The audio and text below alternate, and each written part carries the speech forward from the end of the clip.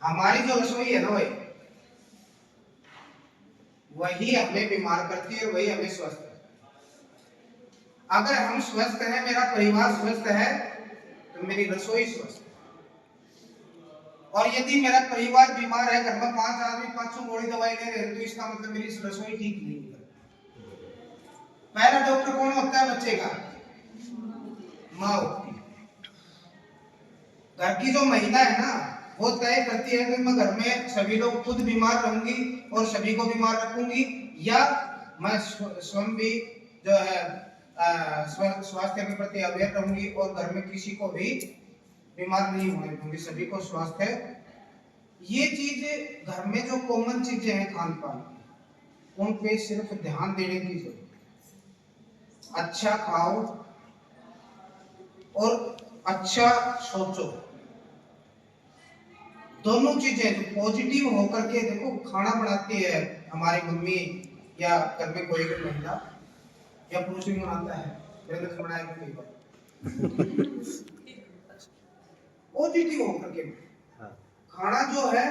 अगर नकारात्मक घर में तो लड़ाई कर ली, तबियत खाना बनाया, यूं मानो को खाना नहीं, वो जहर। खुश होकर के बढ़ाओ और फिर उसको पेट ज्यादा ना हो। मैं ज्यादा लंबा समय नहीं लूंगा, आप लोगों का एग्जाम है, लेकिन मैं 2 चीजें जरूर कहूंगा। एक तो किचन जो है ना, हमारी रसोई जो है, उसमें जो ज्यादा से ज्यादा जो सादी चीजें हैं, हमारी आयुर्वेदिक जो चीजें हैं, हमारी जो खेत से खलिहान से जो चीजें हम प्राप्त करते हैं, उनका प्रयोग ज्यादा करो। मार्केट की चीज का प्रयोग कम से कम। ये नहीं कि चटपटी मंगवा ली, ये मंगवा ली, वो मंगवा ली।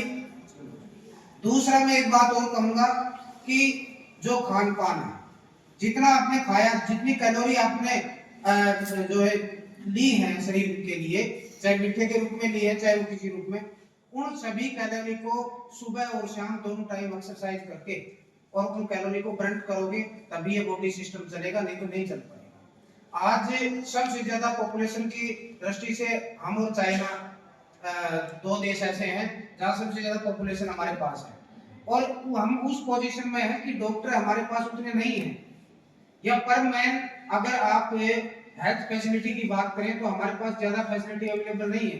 इसलिए उन चीजों को ध्यान में रखते हुए अभी वीरेंद्र सर बता रहे थे कि हॉस्पिटल चले जाओ, छोटे छोटे हॉस्पिटलों की बात छोड़ो, मैदान था, बड़े बड़े जितने हॉस्पिटल है ना, आपका एक अपॉइंटमेंट ही नहीं मिलता एक दिन तो, और लाइन लगी रहती है वहां पर।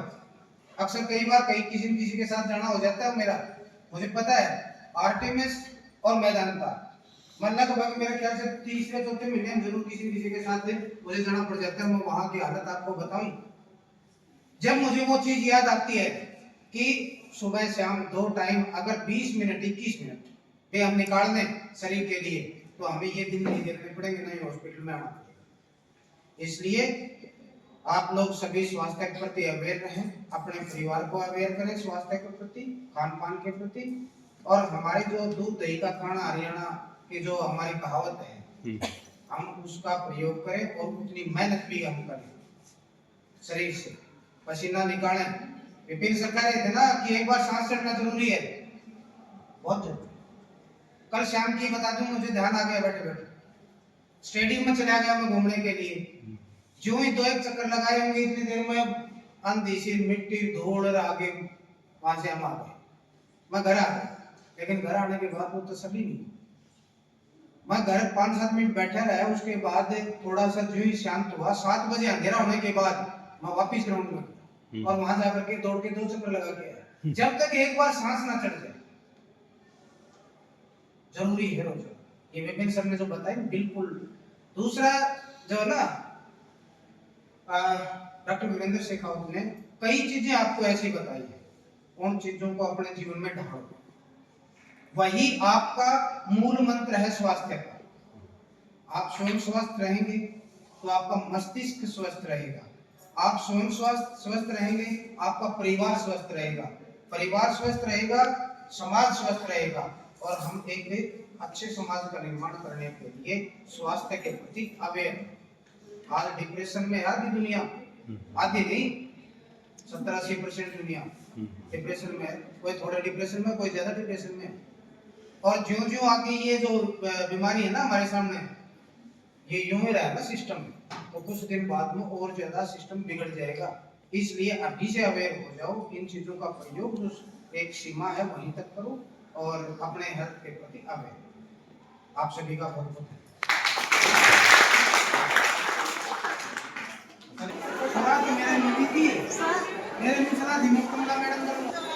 भाई राम जी आन गेवा का दाना ले काटन तो कौन दिखता लगे भाई। चलो जल्दी चलो एग्जाम।